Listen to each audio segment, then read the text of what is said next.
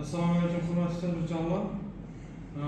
Men adım İlyas, Biznes rivojlantirish bank Xonko'bank xizmatlari markazining rahbari bo'laman.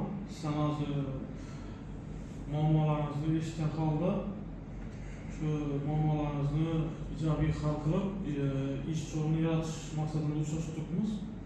Shuning uchun bir yandan ketamiz, sizdan ko'p vaqtingizni olmaymiz. Birinchi mijozimiz Masharipova Shalola. Turmush o'rtog'imisiz. Siz 100 million so'm miqdorida kredit so'rab murojaat etgan ekansiz. Nima faoliyat yuritasiz? Shoxobchani to'ldirish bo'yicha. Savdo shoxobchasini jihozlash bo'yicha. Masalan, shu 100 million so'm belgilangan tartibda ariza berasiz. Ko'rib, ijobiy xulosa berilgandan keyin kreditingiz ajratiladi. Agar 100 million so'm kredit ajratilsa, necha so'm yutasiz? 200 so'm. Bo'ldi, sizlar belgilangan tartibda ariza bering. Rahmat.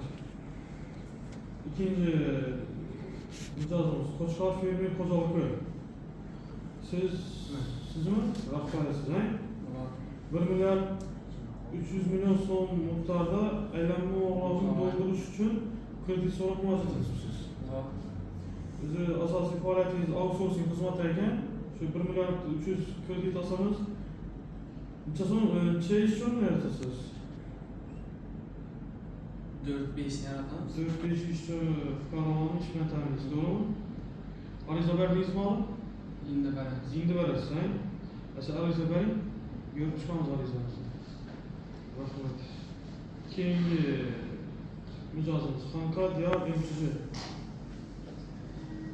Siz ham aylanma mablag' uchun 1 milliard 400 million so'm miqdorida kredit so'ramoqchisiz. Yulg'uncha mahallasidan ekansiz. Rahbarimisiz? Eğer 1 milliard 400 kredit versek, necha ish o'rni yaratasiz? 5-6 ish o'rni yangilikdan yaratasiz. Ariza berdingizmi? Berasizmi? Masalan, belgilangan tartibda ariza bering, dokumentingizni berib chiqib, xulosa beramiz. Rahmat. Oxirgi narsamiz, mijozimiz Yusuf Xonobek ekan. Siz nima yo'nalishni so'rayapsiz? Ben chorvachilik uchun 60 million so'm kredit olish uchun murojaat etdim. Ariza endi berasiz, ha? Endi beraman. Arizani belgilangan tartibda bering, berib chiqib, ijobiy xulosa bersak, kreditimizni ajratib beramiz. Rahmat, hurmatli hamyonlar.